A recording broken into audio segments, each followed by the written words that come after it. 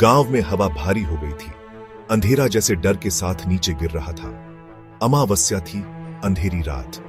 रोहन 17 साल का एक शहर का लड़का गांव के अंधविश्वासों पर हंसता था। उसे भूत प्रेत या बुरी आत्माओं पर विश्वास नहीं था। रोहन गर्मियों की छुट्टियों में अपनी दादी के पास आया था। उसका परिवार अपनी परंपराओं में श्रद्धालु रात की तैयारी कर रहा था। उसकी मां ने अगरबत्ती जलाई। उनका मीठा धुआं हवा में चिपके डर के बिल्कुल विपरीत था। उसकी दादी, जिनके चेहरे पर ग्रामीण ज्ञान की रेखाएं थीं, मंद रोशनी में प्रार्थना कर रही थी। रोहन उनकी चिंताओं पर मुस्कुरा रहा था। इतना शोर क्यों? रोहन ने पूछा। उसकी आवाज में एक ऐसा घमंड था जो केवल जवानी में ही हो सकता है। उसकी दादी चौंक गई। बस अमावस्या के खतरों के बारे में बड़बड़ाती रही। वह रात जब बुराई खुलेआम होती। रोहन हंसा।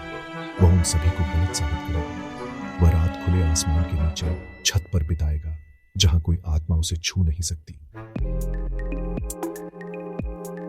छोटे से गांव में आग की तरह बात फैल गई। शहर का लड़का रोहन अमावस्या पर आत्माओं को चुनौती देने वाला था। कुछ ने सिर हिलाया, लड़के की मूर्खता के बारे में फुसफुसाते हुए।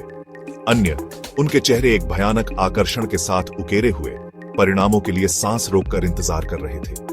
रोहन युवा बहादुरी और अविश्वास के एक मजबूत मिश्रण से भरा हुआ कोई डर नहीं महसूस कर रहा था।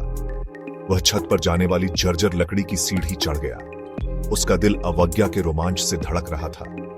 उसके परिवार की दलीलें उसके कानों में गूंज रही थीं। उनकी आवाजें डर और इस्तीफे का मिश्रण थीं।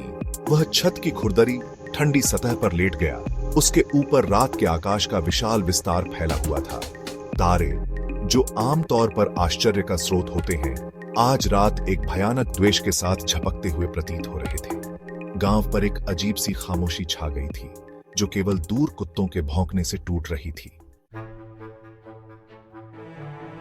रात गहरी होती गई। हर पल एक अनंत काल में बदलता गया। सन्नाटा, जो कभी सुकून देता था, अब रोहन पर दबाव डाल रहा था। उसका दम घोंट रहा था।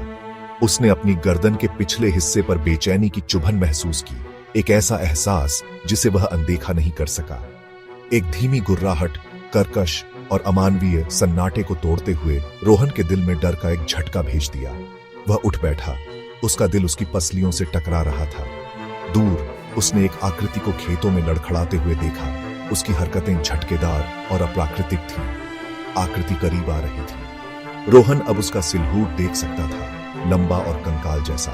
उसके कपड़े फटे हुए थे। उसकी आंखें एक भयानक लाल रोशनी से चमक रही थीं, अंधेरे को चीरती हुई।